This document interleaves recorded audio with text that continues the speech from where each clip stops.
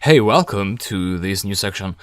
And in this section, you will learn how to use pandas, which is a very important Python library, and you really don't want to miss that. So, what is pandas? Pandas is a library providing data structures and data analysis tools within Python. Or if the word tools confuses you, then you can say pandas is a library providing data structures and data analysis code. So basically, pandas allows you to load data from different sources into Python and then use Python code to analyze those data and produce results, which can be in the form of tables, text, and also visualization with the help of visualization libraries such as Bokeh. Bokeh, which is covered later in the course. So for now, we'll focus on data without visualizing them, and pandas is great for that. So practically, how do we use pandas? You learn how to open text files using Python built-in file handling methods earlier in the course. Now, what we opened from text files was just plain text. But what if you want to load text files with data constructed of rows and columns? So things get a bit complicated. But here is where pandas comes into play. So you can probably do that using built-in Python methods that we have learned in the course. But to be more efficient, and to be much more efficient, you need to have a high-level library such as pandas, which is able to recognize such data structures automatically. So I use pandas for loading data from data mining activities such as web scraping. So you scrap data from a website with Python and then store those data in pandas data frames. So you use pandas to provide data structures for you in Python. And I use pandas for loading data from Excel files, and also use pandas for analyzing those data instead of using Excel. Excel can be good for analyzing a small table of data that fits in your screen, in your computer screen, but for data larger than that, you really want to use code. So you write Python code once and then you reuse it with other data as well. And you don't want to do selections and dragging and many other cumbersome operations that you normally do in a graphical based program such as Excel. So code is the way to go if you want to be efficient with data, and Python is great for that with pandas. So you really want to get a good hang of pandas, and you will learn that in this section and also practice it with real-world applications that we'll be building as you progress through the course. Now that's enough with words, let's go ahead and install pandas. And you want to open the terminal, and the process is straightforward. You say pip install pandas. Now I mentioned that pandas is a high-level library, and pandas is based on NumPy, which you can see in here. So pandas is now trying to install NumPy, because without NumPy you cannot use pandas. And NumPy is a more low-level library than pandas. And we'll cover NumPy later on, but I wanted you to know pandas first, because that is more easy to understand. So once you know how to use pandas, then we think about NumPy, and I show you how NumPy is based off pandas. So let's not think about NumPy now. And yeah, this was successful, but if for any reason it wasn't successful on your side, and I know that in some Windows distributions you may get an error such as this one here. So it says unable to find this bat file, and that happens because pandas is trying to compile itself, but it cannot find a compiler. So in that case, the easiest solution that you can do is to use precompiled Python libraries, which you can find in this case in this website. So they are provided by Christoph Gölke. And yeah, you want to locate NumPy first. So here is NumPy. You click that and that goes down here. And then you want to pick up your version. So if you have Python 3.5, you'd want to go for this CP35. And then you have 32 bits of Windows and 64. So you want to pick your own bits. And so what you do is you download that, and that is a wheel file, which is the same file that you install with pip, but with pip you download it and then you install it. In this case, the download is being done manually, and then we point to this file with pip again to install it. I'll show you how to do that.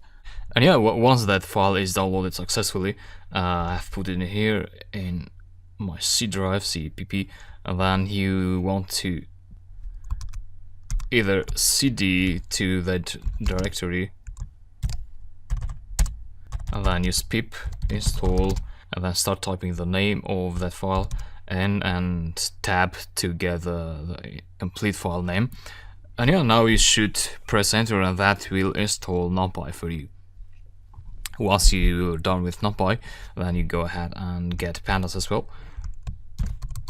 Pandas, yeah, these are the distributions. Again, you get 3.5 if you have the 3.5 version for Python, and the Windows version as well, and you repeat the same process.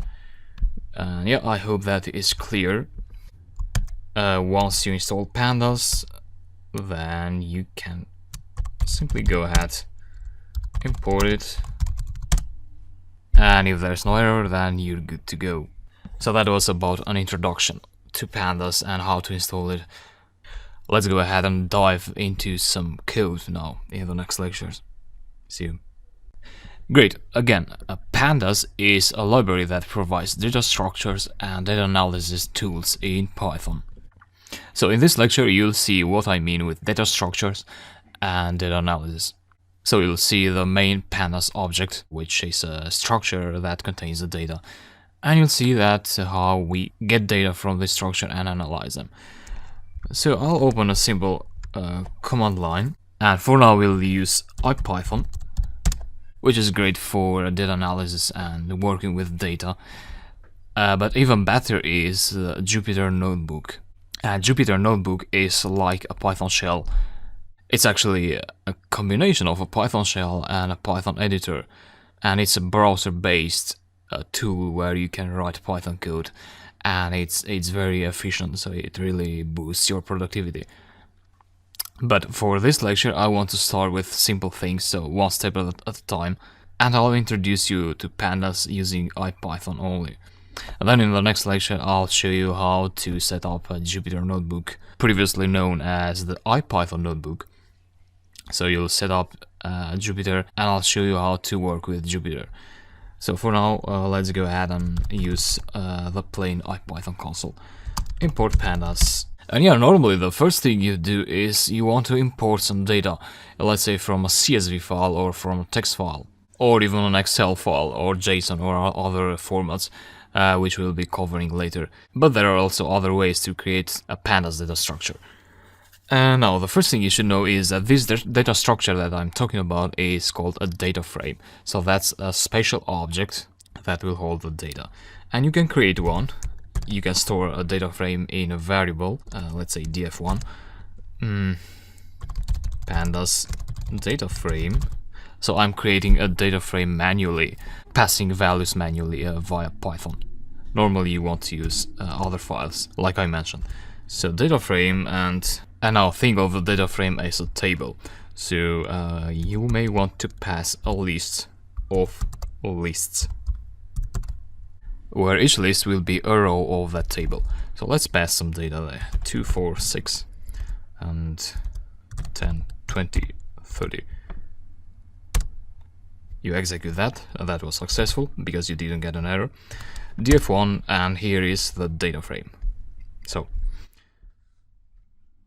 2, 4, 6 is the first row, 10, 20, 30 is the second row. And these 0, 1, 2 are the names of the columns.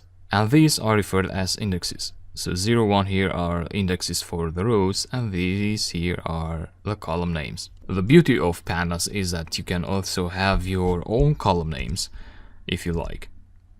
So I'm gonna call this expression again, and I want to pass here a parameter called columns, and that expects a list of names, which has to have the same number of items with the number of columns that your data frame has. So if you pass list with 3 items, you want to pass 3 columns here as well. Let's say price, something random, age, and value. You execute that, and let me expand this. df1, and this time you see that you have your own column names there. Now similarly, you can pass custom names for the indexes as well, by passing index as parameter, and then you'd want to pass a list with 2 items, because we have 2 rows only. Let's say first, second, df1, and you have custom indexes. However, normally you won't have to pass custom indexes.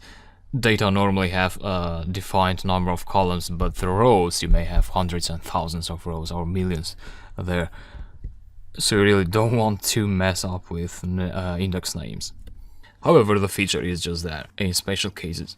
So there's one way to create a pandas data frame, and you also have other ways as well,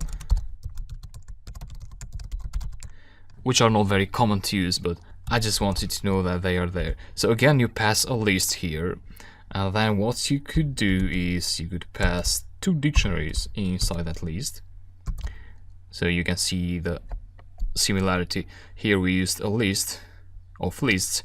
Here we are also passing a list object, but it's a list of dictionaries. Yeah, what you could do here is you could pass values, keys and values for the dictionary, and here as well. So let's say name John, name Jack. Execute that, df2, and yeah, this is yet another data frame. If you wanted to have more columns there, such as surname, you'd want to add here another key and value for the dictionary. So something like surname, and now if you execute that and df2, you'll get the surname column added there, but for Jack you get none, because you didn't pass a surname in the dictionary, in the second dictionary. So if you do the same for Jack, if you pass a surname, you'll get the value in here. So those are 2 basic ways to build data frames on the fly. And as I said, normally these values will come out of files, of CSV files, Excel files, etc. I will do that throughout the next lectures. And one more thing I want you to know is, so this is a data structure, and now what data analysis means is, out of this data structure you want to get out information. So you may want to extract, for instance, the average of all these values. So 2, 4, 6, 10, 20, 30. So here we enter the phase of data analysis. And the approach to do that is, you know, this data frame object now, which you can see the type df1.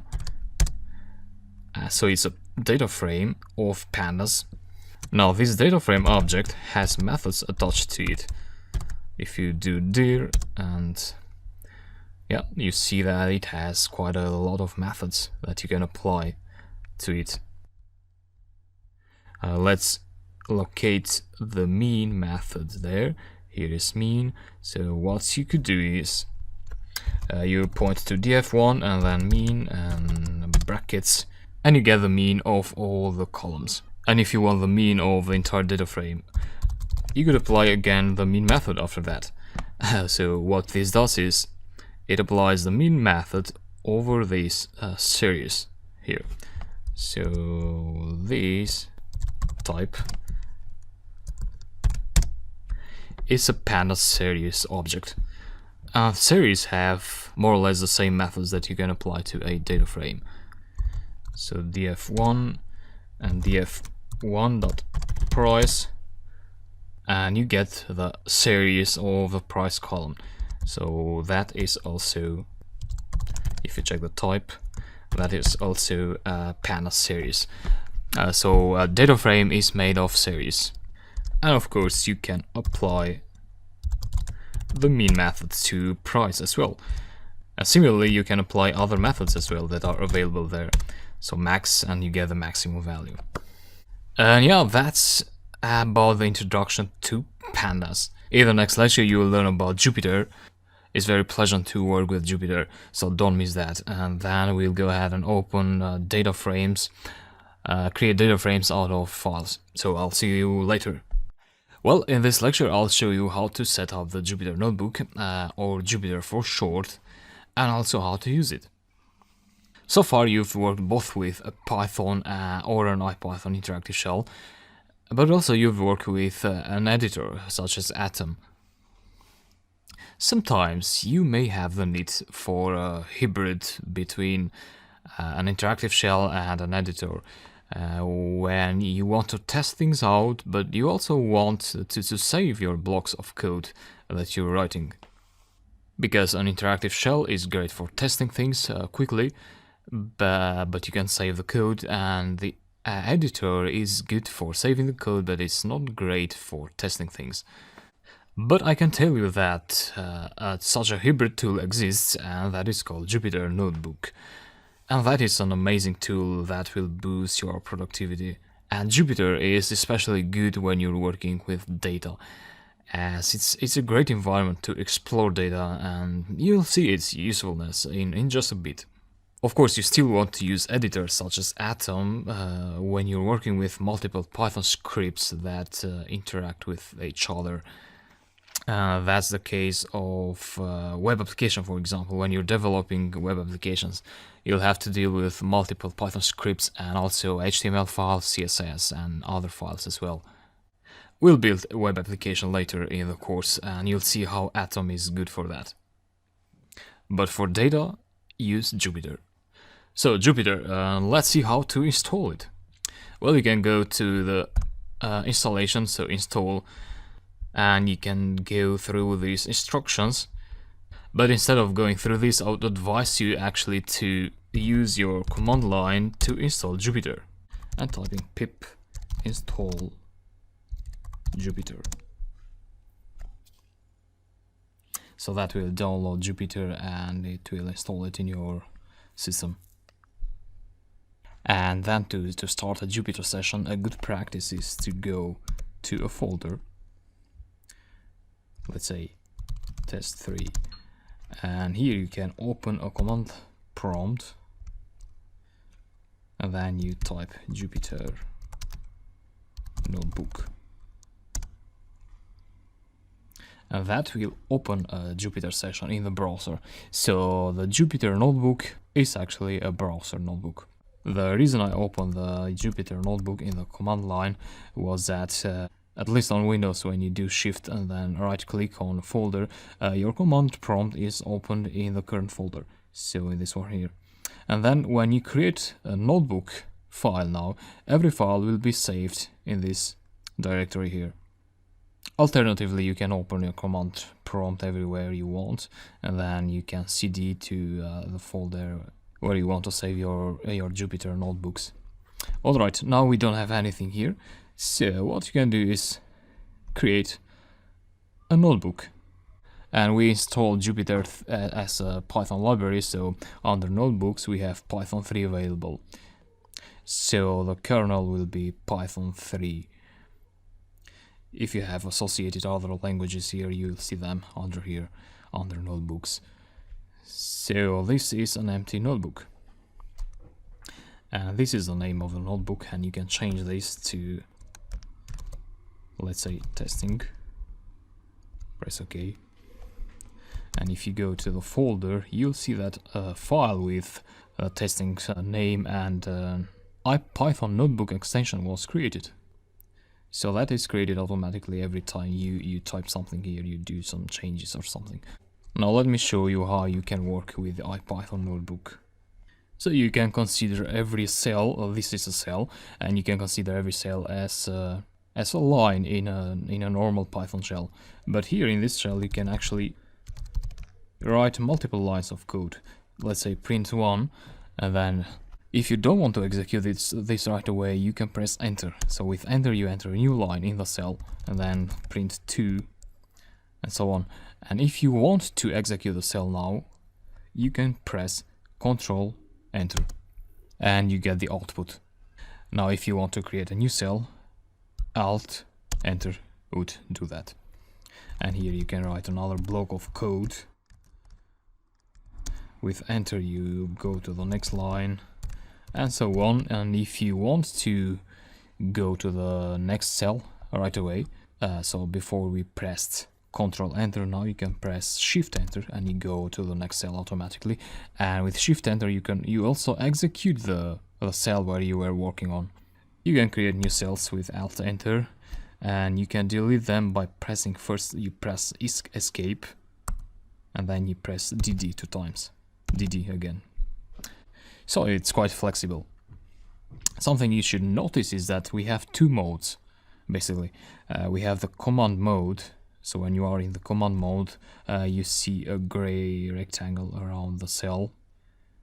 And when you are to go to the edit mode, then you press enter. So while you are focused on the current cell, you press enter and then you edit the cell. So in edit mode, when you type things, you're inserting text in the cell, you're inserting code in the cell. Escape and command mode, DD, and you delete the cell. Alt enter and you enter a new cell. So these are the most used shortcuts, keyboard shortcuts, but if you want to know more shortcuts, you can go to help and then keyboard shortcuts, and then you see a list here.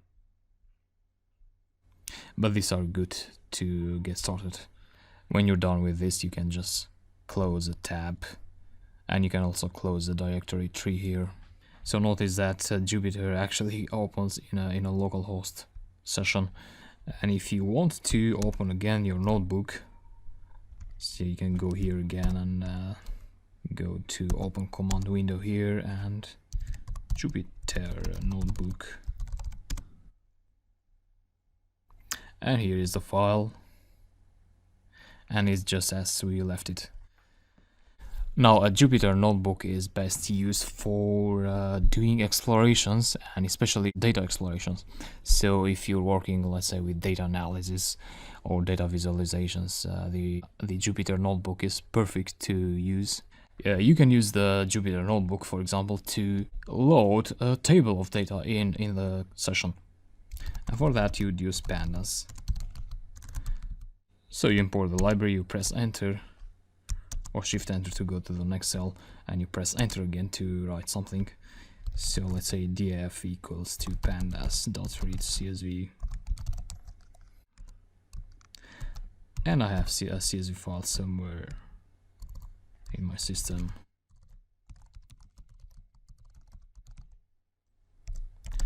Press enter and whoa. So you get a nice HTML table which was loaded from the CSV file, and you can also plot graphs in the Jupyter notebook. So that's also something you're learning in the course. And so data analysis and visualizations, you can also use the Jupyter notebook for web scraping. And that is very convenient because you have these blocks of code, and then you have to continuously tweak the code. So you may want to change something here, and then you get a nice display. Not this one exactly, because this is a messed up string, but this one, for instance, you have a slider here, so you can scroll up and down inside a separate window that doesn't affect your your main window. So I hope you've gotten a good idea of the Jupyter notebook. Just take a note of the shortcuts, of the keyboard shortcuts to execute code, the edit and the command mode, enter, escape, and enter again, and so on and so forth. And you just practice them a little bit, and you'll get used with Jupyter very quickly. See you in the next lecture. Great, now that you have a basic understanding of pandas and you know how to use Jupyter notebooks, we can go ahead and learn how to load various kinds of files in Python using pandas and Jupyter. So I've got 5 files here. They contain exactly the same dataset, and this is a text version, or let me open the Excel version that will show a pretty overview of the data, as you can see. So we've got 7 lines of code, including the header, and we have also 7 columns. So it's just some basic data of supermarkets, so the address, city, state, country, and the name of the supermarket and number of employees. And similarly, we have exactly the same data, but in different formats. So we have CSV, and CSV means comma separated values. So it's basically a text file where the values, the columns, are separated by commas, as you can see here. So every column is separated by a comma, but it has a CSV extension and it can be opened with Excel. So if I open this now, you'll see the same data set that you saw in the XLS file. We also have the same data in separated by semicolons, as you can see in here. And yeah, if you're working with data, you're probably familiar with these kinds of files. So this is how to store data. You need to have some conventions, and using such convention, then you use other programs such as Python to load these data.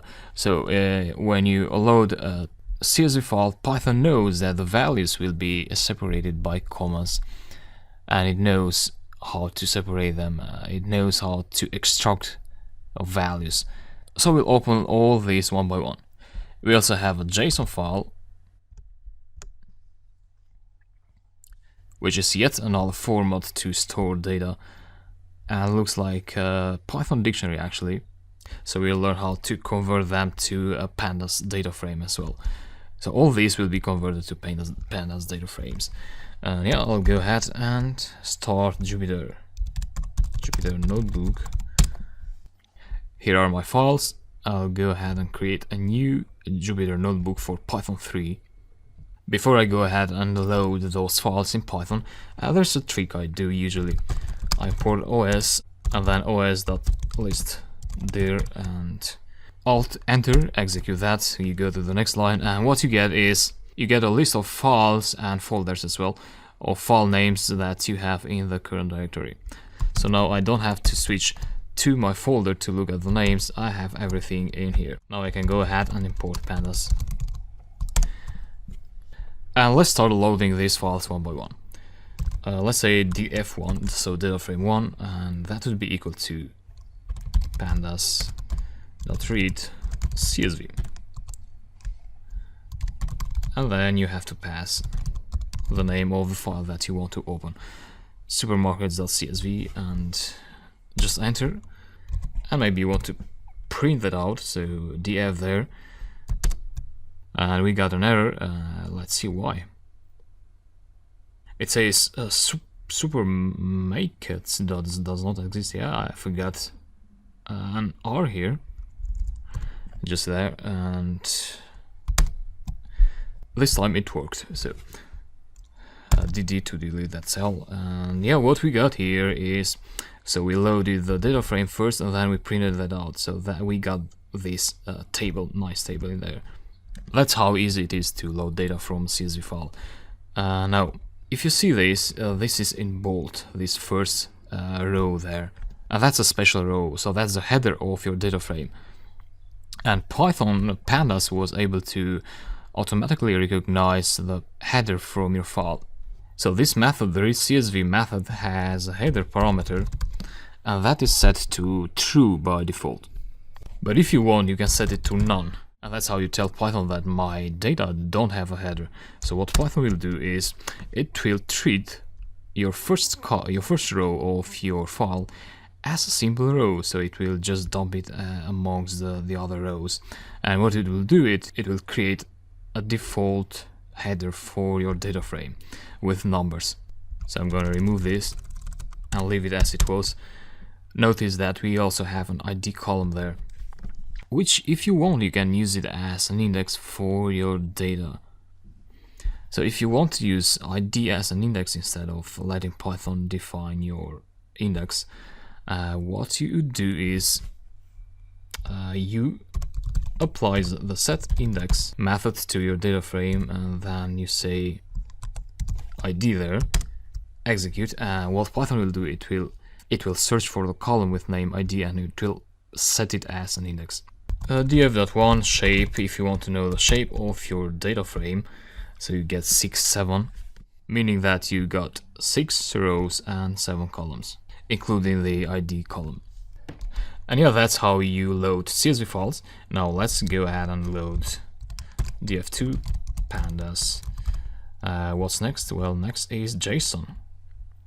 So instead of doing read CSV, you want to do read JSON. And then you just pass the name of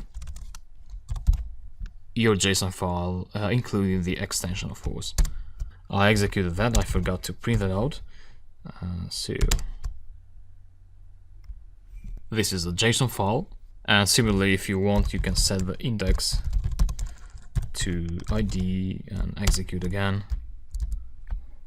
And ID is set as an index. Now you can also notice that the order of the columns is not the same as the previous CSV file that we opened, which is not a problem. Every column has its own name, its own identity, so having columns without an order is not a problem. And let's go ahead and load the XLS file, XLSX actually, and an Excel file. So pandas read Excel, and you pass the name of the Excel file.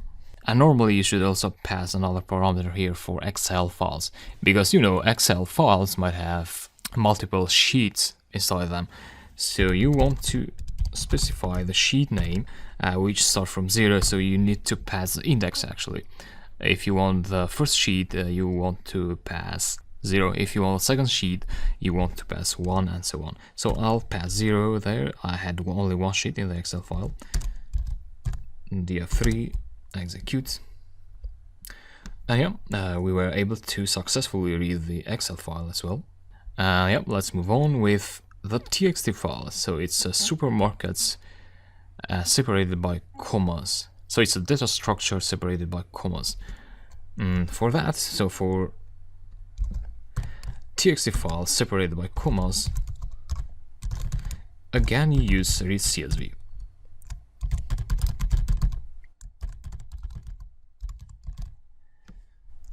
Just like that, df4, and here is the data frame. So this supermarkets.csv, actually some say it's a comma separated file, but to be more accurate you would say a character separated values. So C is for character, and yeah, there might be different characters there. In this case, when you have commas as separators, you don't have to pass any separator parameter here. But when you have other values as separators, you will have to pass that. That is the next scenario. So df5 pandas.read CSV. So we're talking about supermarkets semicolons. Oh, supermarkets semicolons .txt. And yeah, let me try this as it is now. So if I execute that, Python will not be able to recognize the semicolon there. The reason to that is because the separator parameter has a value of comma by default. So you want to change that to your separator, which is a semicolon in this case. Execute. We got an error there, unexpected keyword argument separator. So it seems like read_CSV doesn't have a separator parameter. In that case, you want to ask for help. And yeah, here is the parameters that you want to pass. So it's actually a sep, and you can see that the default value of sep is a comma. So close that and go here, change that to sep, execute, and here is the data frame. Great, what's left to do? We consumed everything, and that's about reading local files. Now pandas also allows you to read online files directly from the web. For instance, here we have a CSV file in this website. So I browsed to that, and then it was downloaded. And if you want, you can go ahead and put that in your Jupyter folder and then open it as we did. Or you can grab this URL, go here, say df6.read CSV, and then pass the URL just there. df6 to print that out. And boom, here is the file. So it's the same, exactly the same CSV file that we opened earlier up, but we were able to get it from the web. And yeah, similarly, you can get other files as well, JSON. You can pass it as URL.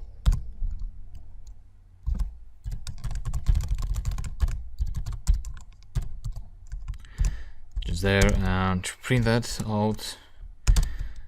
And here is the file. So this can be very useful when you want to automate things.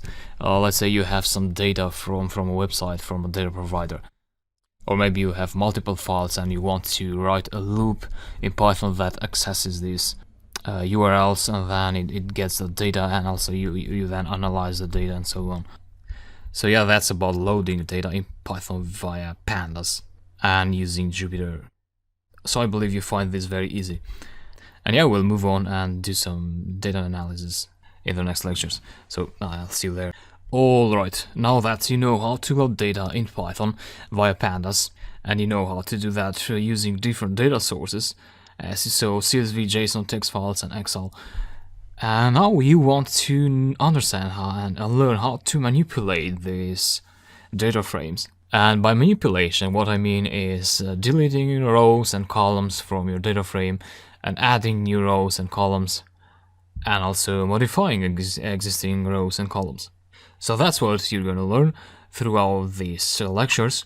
But first of all, I'd like you to understand how data frames are indexed. And with indexing, I mean, we have this data frame here, and this can be a big one. So this happens to be a shorter one with only 6 rows. But if you have big data frames with lots of columns and rows, then you may want to extract information out of that data frame. And to extract information, you need to have like a coordinate system in that data frame, like an embedded coordinate system.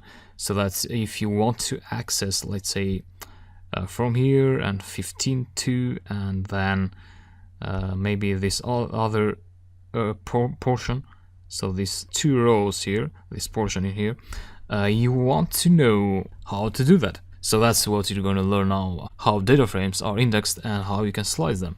So let's try to extract that portion of the data frame. Let me create some empty lines here. I don't want to confuse you with that data frame, so we're working on this one. And yeah, df7. And what you want to apply now, there might be different ways to access that portion of the data frame. The first way is to use label-based indexing.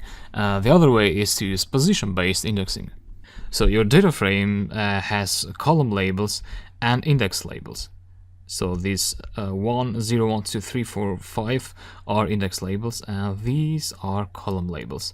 Now these, the index label, in our case, it's a bit confusing because normally it can be text.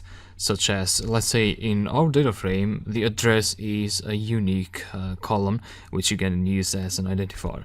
So if you want, you can set that as an index. Address, execute, and now you see that this is in bold. So the first column is in bold, meaning that this is the index column of your data frame. So now you can use labels from your index column and labels from your header, your column names, to access portions of your data frame. Just be careful though, because with this operation that we just did here, if you print df7 now, df7, you'll see that you still have the old index column in there, so 0, 1, 2, 3, 5. The reason to that is this set index method, as many other methods in pandas, is not an in-place operator. Meaning that all this will do, it will spit out an updated data frame, but it will not store that data frame in your variable. So the variable, the data frame, remains the same. It just prints out a new data frame on the fly, just for printing purposes. So what you want to do to store that is you create a variable, which can be the same variable as this if you just want to update your variable, but it can also be another variable like df8. I'll just want to update the existing variable like that, and that will not print out any output, so you want to do that manually like this. So now when you print the F7, you see that the F7 is updated with this address column as an index of the data frame. So be careful with in place operations. You know, you can see that df.set index, a question mark to ask for help. Oh, sorry, it should be df7 set index, and you can see that you have this in place parameter there that is set to false by default. So which means you can also pass in place after this and set it to true, and that will update the existing data frame without the need to save the data frame to a new variable. But I would recommend that you know, just get used to creating new variables when you apply methods to your existing variables, existing data frames, and you should be good to go.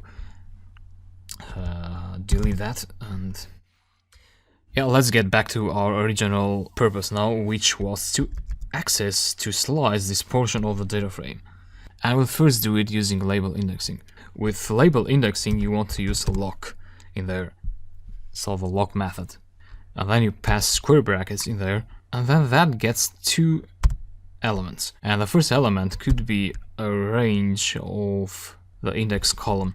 So we're talking about labels, about strings, so you'll have to pass, you know, 735 Dolores st, and then a range, so with a column there, 332 heel st, and then from country to ID.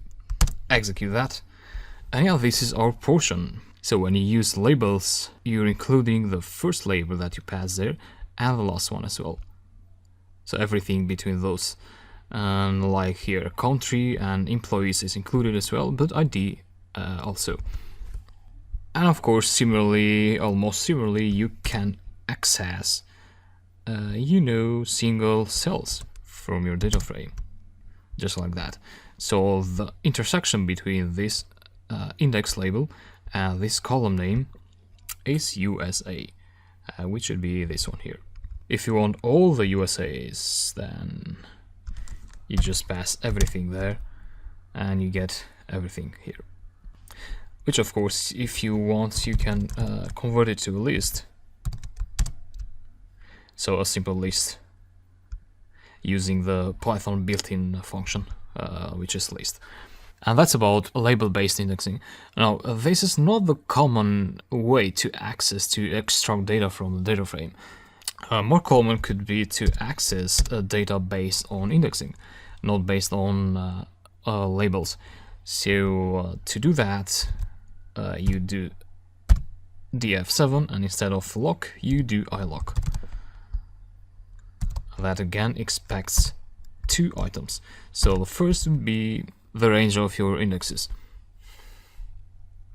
Actually, let me print out the data frame here so that you can refer to that. So let me access from Dolores to 23rd Street. That would be 1, 2, 3, I believe, yeah. And also from country to ID. So again, 1, 2, 3. And yeah, you can see the difference now. You know, the ID wasn't included there, and either was 23rd Street, because this is, as you do with list, this is upper bound exclusive. So with Python list, 3 is not included in the slice. But with labels, that the last item of the range was included in the slice. So in this case, you want to pass 4 there and 4 there. And that's how you get your portion. And of course, similarly, you can do things like that. So you get all the rows or only one of them. So that would be a row with index 3, which is this one, but only 4 columns: country, employees, and ID. So USA 10 and 4. Alright, that is position-based indexing. Now we have one more very useful kind of indexing, and that is combined indexing. So in certain scenarios, you might need to access a portion of rows without having to pass names for the rows. So you want to access rows based on indexing, based on their position. But on the other hand, you don't want to access columns based on positions. You want to access like certain columns which name you know about. So you don't want to count the column. And here comes in handy the IX method. So that allows you to enter a combination of indexes and labels. So that will return you the row with index 3 and the column with the label name. So you get Ben's shop. And you cannot do this neither with iLock nor with lock. That's why IX exists there. And of course you can put 2 positions if you like. So name would be 0, 1, 2, 3, 4, and you get the same output, Ben's shop. Which brings us to the point that if you want, you can always use IX and forget about iLock and lock. But IX is not recommended over iLock and lock. So these are more explicit, and they will avoid errors sometimes when you do position-based indexing. So I also suggest you use iLock and lock whenever you can. And then switch to IX when you want to do these kinds of combinations between labels and positions. And yeah, that's what I wanted to teach you about data frame indexing and slicing. And I'll talk to you in the next lecture, where you'll be learning how to delete columns and rows from a data frame. See you there. Alright, now you know how to extract portion of a data frame, but how about deleting columns or rows from a data frame? Well, for that, you'd want to use df7.drop, solid drop method. Note that this is also not an in-place operation, so your df7 data frame will not be updated with the deleted column. And yeah, let me delete the city column. You'd pass city for the column name, and then 1. And so the one argument means that you're about to delete columns. That's how you tell pandas or Python what you're about to delete. When you delete rows, you want to pass 0 there. So, and yeah, here, this is the on-the-fly data frame without the city column there. So again, df7 with city and drop. Let me drop 332 hill st 0. And yeah, hill street is not there. And of course, if you want to update your data frame with the changes, you do that. And then when you print out your df7 data frame, the hill street is not there. And yeah, if you want to drop columns or rows based on indexing, you do a trick like df7 and then point to index. And then what do you want? Well, 0 to 3 maybe. So you're deleting rows, execute that, and you get the 3 rows only. Similarly with columns, and 1 in here. So you get ID, name, and state, the first 3 columns. So if that confused you, df7.index, what that gives you is a series with the names, so with the labels of your index column. So all this. And similarly, columns gives you the names of your columns. So that's how you access the header of your data frame and the index column. And yeah, that was about deleting columns and rows from data frame. If you have questions, just feel free to ask them. And I'll talk to you in the next lecture. Good, we're continuing our series of lectures about manipulating pandas data frames. So you learn how to drop a row or a column out of a data frame in the previous lecture. Now let's see how we can add a column or a row to a data frame. So we have df7 here with address as index column and this series of column labels. Now just to clarify something, I know this is difficult to wrap up your mind how you'll be using these operations in real life. So I just want you to know the syntax of doing these operations. And throughout the course, you'll learn how to actually put this into work with real life examples. So don't worry about that. And yeah, let's add a column there.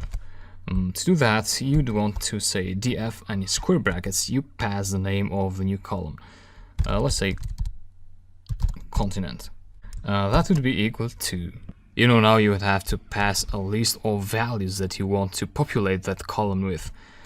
So let's say North America. Now if you execute that, you'll get an error. Name df is not defined. Actually, I didn't mean this error. This was another thing. You'll get this error. So it says that the length of values does not match the length of index. So the length of index is, length of index is df7.index. The length of your index is 5, but you're trying to pass their list with a length of 1. So you've got only one element there. So the solution here is to pass a list with the exact number of items that you have in your table, in your data frame. So we have 5 rows there, 5. And yeah, you could add 4 more items here, North America, etc. Or you can do some fancy things in there. So you could say df7 shape, then 0 times that. Execute. df7, print that out. And yeah, we have a new column. So if you're confused with this shape, 0 times North America, what I did is, df7.shape, what you get is 5, 7, which means you have 5 rows and 7 columns. Now what I want to get is the first item of that tuple. So I get 5 by doing shape 0. With this, I always make sure that I'm getting the number of the rows that my data frame has. And then when you multiply 5 by a list with 1 element, you get a list with 5 elements. America. That's the idea. Delete that. And note that this is actually an in-place operation. So that will update your data frame. And now that was about adding a new column, and how about modifying a new column? So modifying the continent column. That could be something like country, and you can also add some strings in there. Let's say plus a comma, plus maybe another string, North America. Execute that. Print out the data frame, and yeah, see what we got. So what we did here is we updated the continent column by referring to an existing column, which was country, and then for each value of the country column, we concatenated the comma string, which you can see in here just after USA, and we also added another string, so North America. And this could also be another column if you liked.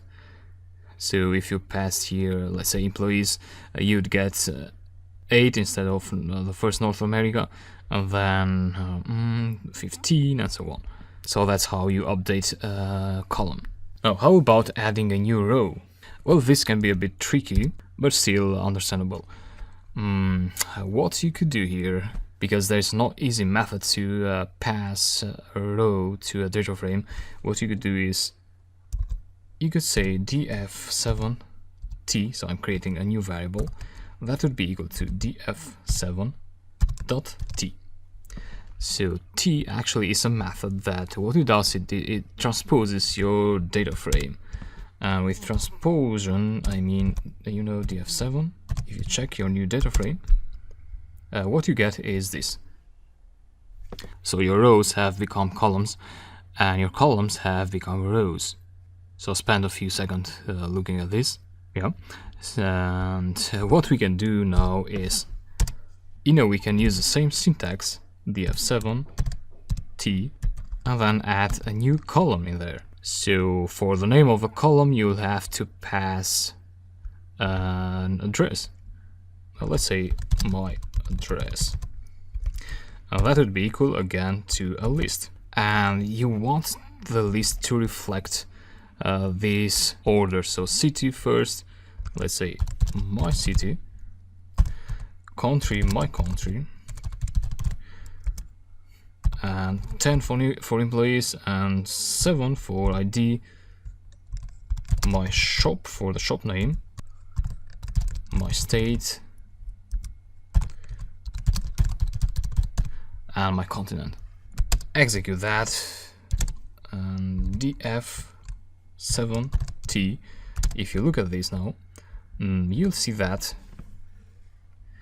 you get a new column in your data frame.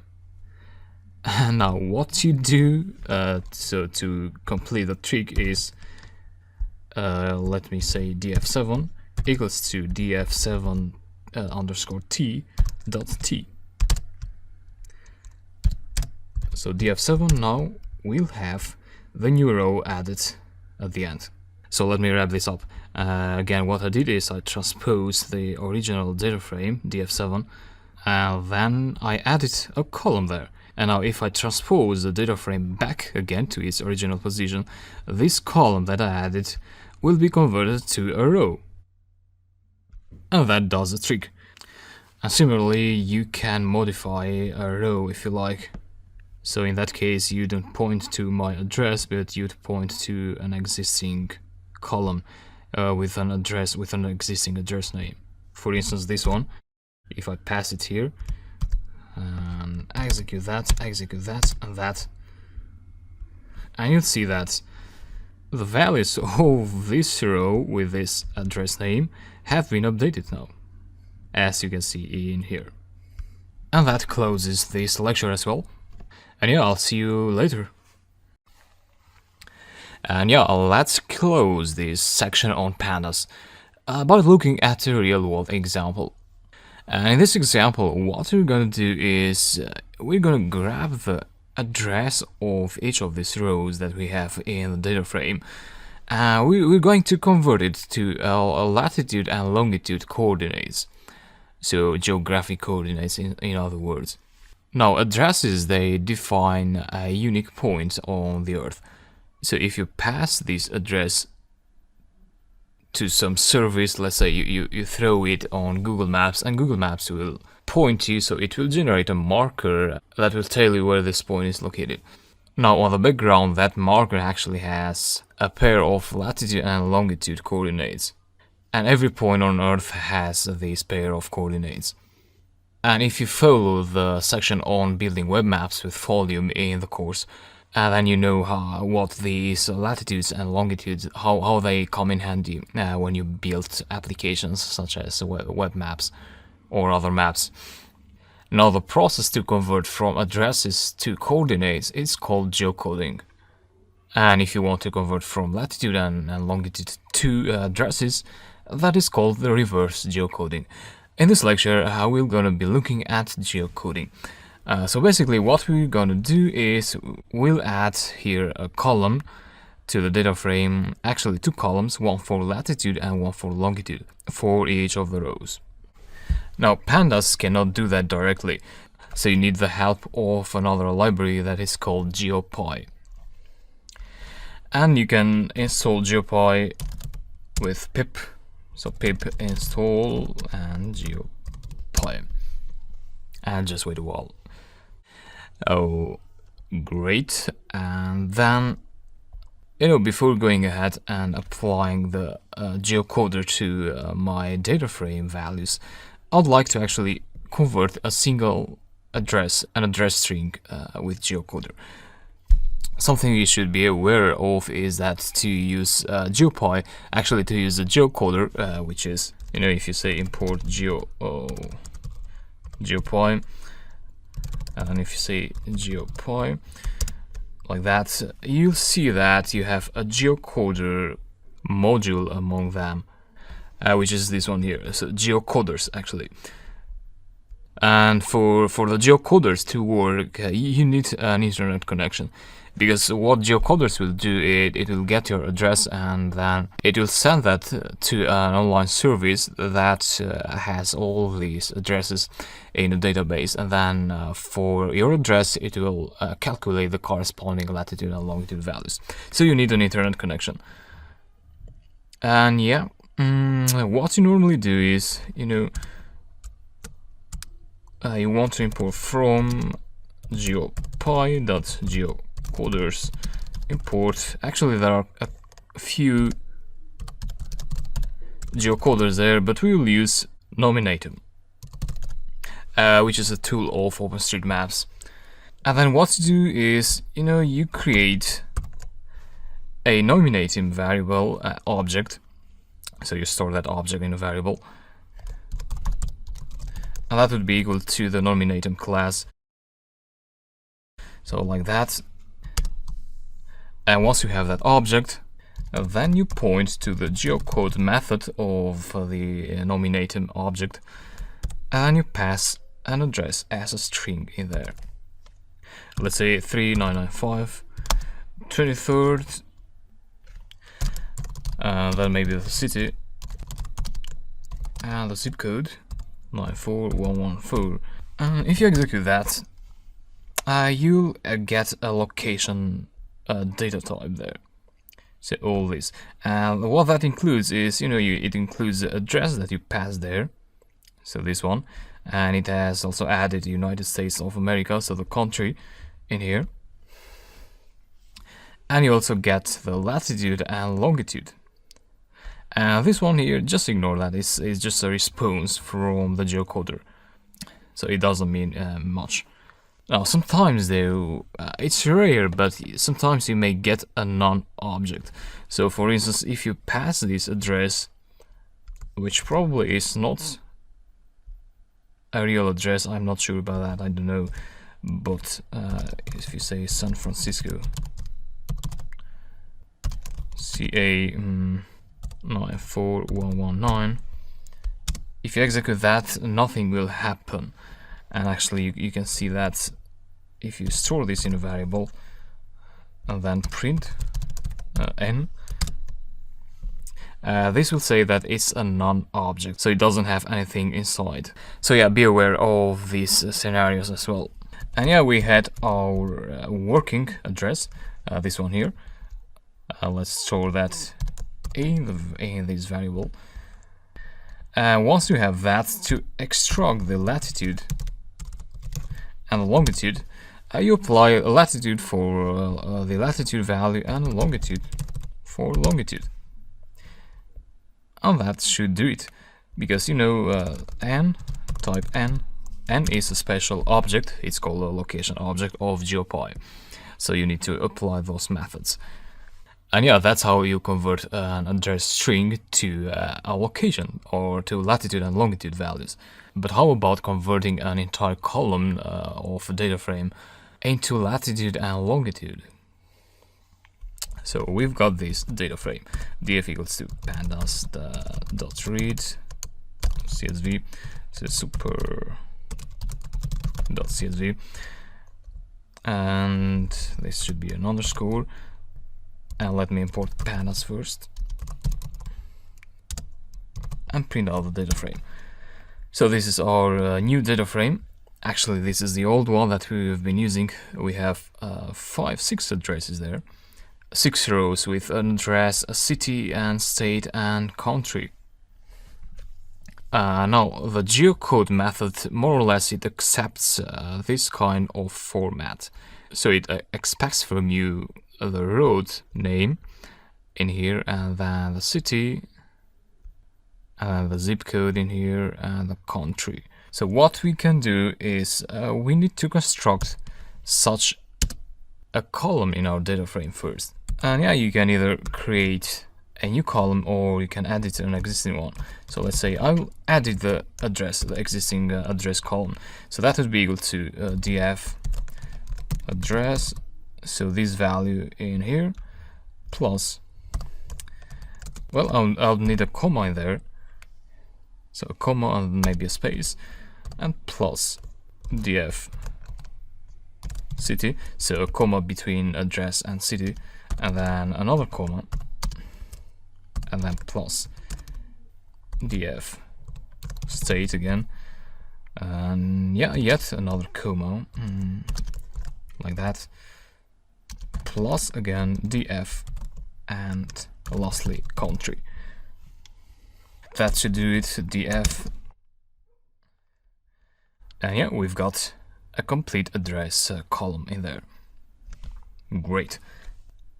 And now we need to send this string to the geocode method. And we need to do it for all the rows. You're probably thinking of iterating, but with pandas, actually, you don't need to iterate. I mean, pandas is designed in a way that it allows you, it has some methods that allows you to apply a method or a function to all the rows of the data frame without having to write a for loop. And to do that, you need to create a new column. Let's call it coordinates, where you store the string. This string in here.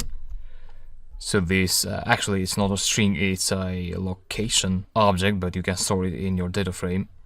So we need to store locations for each of the rows, and the way you do that is you point to the column that you want to pass to your geocoder, and then you use a pandas method called apply. So what method do you want to apply to the values of the address column? Well, that would be n. So n is a nominatum object that we have here.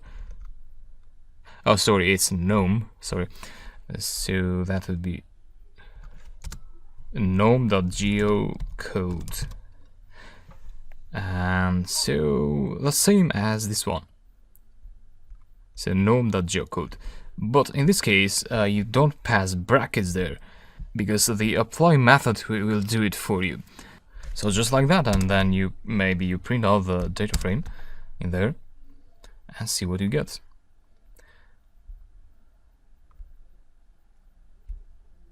I got a service timed out. The geocoder is not working properly. Maybe I have a problem with my internet connection. So if you get this long error, that is not your fault. It's a problem with the geocoder with GeoPy. I'll try that again. And yeah, this time it worked. It was able to fetch the location objects in here. I mean, you cannot see the latitude and longitude because it's a long string. But if you do it like that, coordinates, you get the series for coordinates. And yeah, that is not showing it either. But you can do it like df coordinates, and then you access the first item only, like that, and then you get the entire text for the location. If you want the latitude, you get latitude only. And that brings us to the point that you may want now to add another 2 columns in your data frame where you fetch the latitude and the longitude values. So our data frame is this one at the moment. And what you could do is, you could create a latitude column in there. That would be equal to df coordinates apply. You cannot apply latitude directly in there because you'll get this kind of error that says series has no attribute latitude. So you're applying a latitude method to a series, but a series doesn't recognize that. What series recognizes is the apply method. So there you can write your other methods. Now latitude will point to the values of this coordinates column, and in such scenario you use a lambda function. so which is an inline method to build a function. So you'd say lambda x. X is a temporary variable there. You say x latitude. Yeah, let's keep it like that for now. Df there. And let's see what we got. Well, it says that a non-type object has no attribute latitude. So this can be quite tricky if you're not experienced with geocoding.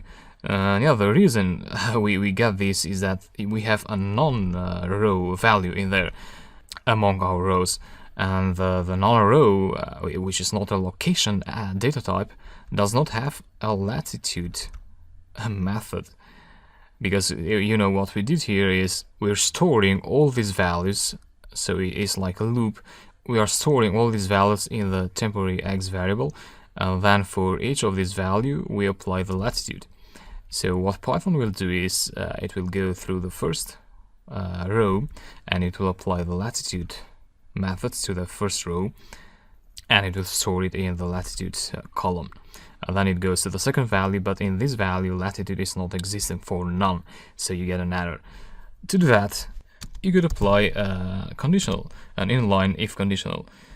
You say if x is not none, else none. Yeah, I know it's a bit confusing, but what we did is, you know, apply latitude if x is not none. So it will apply this method for those rows, for those values. Otherwise, it will store none in the current cell of the latitude column. So I hope that is clear. I'll execute here. And yeah, we got the latitude column in there. Great. And we can do the same for a longitude.